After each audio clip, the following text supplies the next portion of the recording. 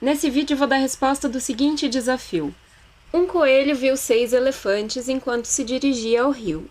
Cada elefante viu 2 macacos indo para o rio. Cada macaco segurava um pássaro em suas mãos. Quantos animais foram para o rio?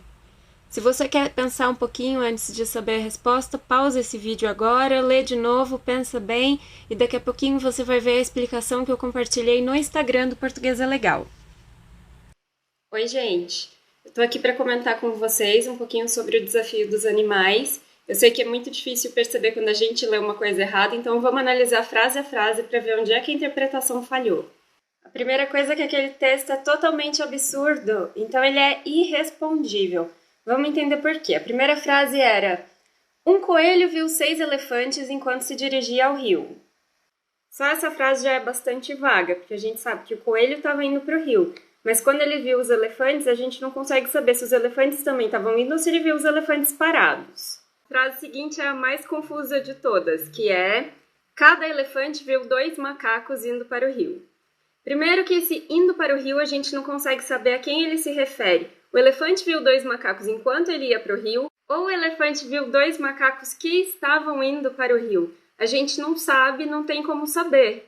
Outra coisa, muita gente falou que cada elefante viu 2 macacos, mas eram os mesmos macacos, então o total de macacos era 2. E tem gente que acha que cada elefante viu 2 macacos diferentes, então se eram 6 elefantes, teriam 12 macacos. Mas essas não são as únicas possibilidades, porque a gente também não sabe que os elefantes estavam juntos, ou se eles estavam separados, ou se metade foi de manhã e metade foi à tarde. Então pode ser que 3 elefantes tenham ido de manhã e tenham visto 2 macacos, e aí os outros 3 elefantes podem ter ido à tarde e podem ter visto outros 2 macacos diferentes, então poderiam ser 4 macacos. E a gente pode pensar, se 2 elefantes olharam para um lado, viram 2 macacos, o outro elefante olhou para o outro lado e viu 1 macaco, nesse caso a gente teria 3 macacos diferentes, ou seja, não dá para saber. Aí algumas pessoas falaram assim: não, mas eu presumi que os elefantes estavam juntos e que eles viram os mesmos 2 macacos. E aí eu pergunto, você presumiu com base em quê?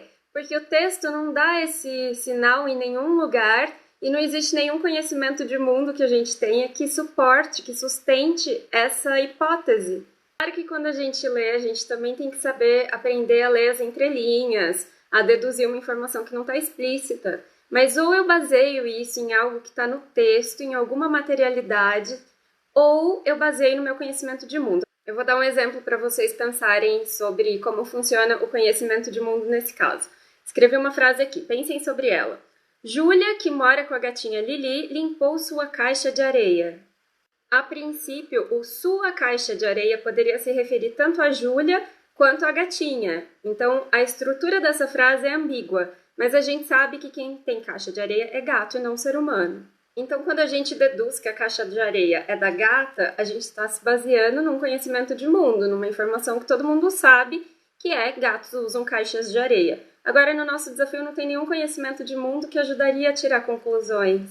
Então, não faz sentido quando as pessoas falam: ah, mas eu deduzi que os elefantes estavam juntos, ou ah, mas eu deduzi que os elefantes viram macacos diferentes. Porque isso não é uma dedução, isso é uma invenção, ela não está baseada em nada. E tem outra coisa, se a gente tiver que aceitar como correta qualquer dedução que a pessoa quis fazer, qualquer informação que não está no enunciado, então qualquer coisa serve. Ah, foram 50 animais, porque os leões certamente também iam querer ir. Ou, ah, os passarinhos não podem ser contabilizados, porque certeza que eles vão voar antes de chegar no rio. São coisas que a gente não tem como saber. Tem ainda quem comentou: ah, os passarinhos estão sendo levados para o rio, isso é a mesma coisa de ir? Ou seja, não existe resposta possível para esse desafio, e essa resposta estava na imagem, portanto ele não é uma pegadinha, ele era só uma questão de você perceber que os números são menos importantes do que a coerência.